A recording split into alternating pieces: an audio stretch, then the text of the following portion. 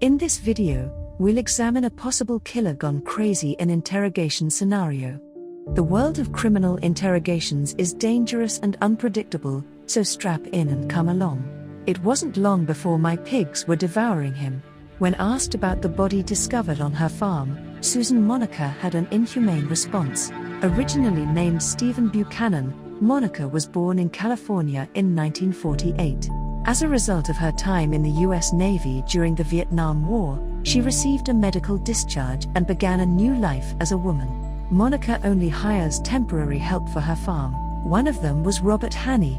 Monica advertised for help on Craigslist in 2013 to tend to her farm. Robert, a 56-year-old man, contacted her. Robert served as the farmer's handyman and carpenter during his time there, for which he was paid in cash and provided with a place to reside. On the other hand, in December 2013, everything became too calm.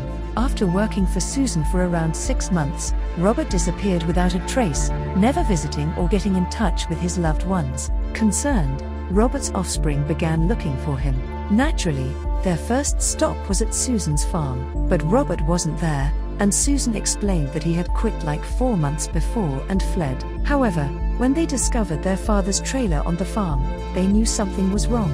The dog trailer was out, and so were the dogs. Nothing had been moved, including his leather jacket and toolkit. They eventually reported her missing to the Jackson County Sheriff's Department. Robert, however, has very little paper trail because he is a cash-only resident. Susan's farm was another stop on the detectives' quest for answers concerning Robert's disappearance, this time from Robert's children. When the police arrived, they found the site overrun with abandoned cars, piles of trash, and improvised shelters. Eric Henderson, a former detective for the Jackson County Sheriff's Office, compared it to the sci-fi show. Susan told the police that Robert had been acting strangely after receiving a call from a worried relative who said she had been the victim of an assault. Apparently, he left her with instructions to look after his dogs and then disappeared. Authorities followed Robert's Oregon Trail Electronics Benefits transfer card. They tracked its last use to a Walmart in Grants Pass, Oregon, roughly 25 minutes from Susan's property, in the month Robert vanished. Security cameras from the area captured Monica using Robert's stamp card. And that's when the cops realized something fishy is going on. Officers began searching Susan's home after executing a search warrant. The cops were shocked to see garbage piles, rotting food, and industrial waste all over the property. Next up, the show-stopping moment. The detectives discovered something peculiar, a human leg by the water. Susan was taken into custody and sent to the sheriff's office for questioning. Her story was baffling and unsettling. According to her, she witnessed a pig-feeding frenzy the previous autumn.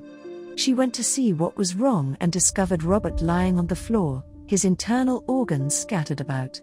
Susan told the police, "He was being eaten, what I thought was alive." She claimed she was helpless against the pigs, so she drew her weapon and shot him. The woman can be heard saying, "I put him out of his agony," on the tape. "That's what I do for my animals. It was the first time I did it for a human being. I knew it was bad, but if it had been one of my pigs out there suffering, I would have done the same thing." Susan stated she didn't go to the police because she thought they'd kill her pigs if they found out what had happened. The police pressed on, inquiring if she had discovered any further anomalies on her land. The speaker retorted that things would actually get worse for them. She drew an X in the center of her yard and told the police that Steve was there. Stephen Delacino, a handyman, had been maintaining Susan's home for a whole year before Robert showed there. Susan claims he was killed because he had 2 of her stolen firearms. She then allegedly confronted him, and during an ensuing grapple, the revolver discharged, striking Delacino in the back of the head.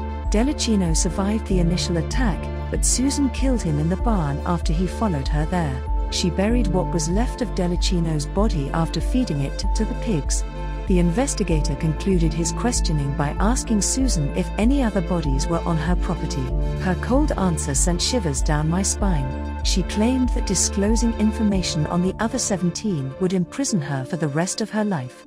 A warrant was issued for Susan's arrest on January 14, 2014.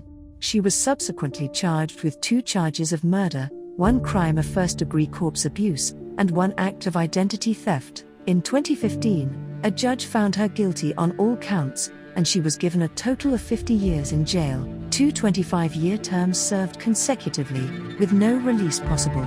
Later, she had her pigs put down.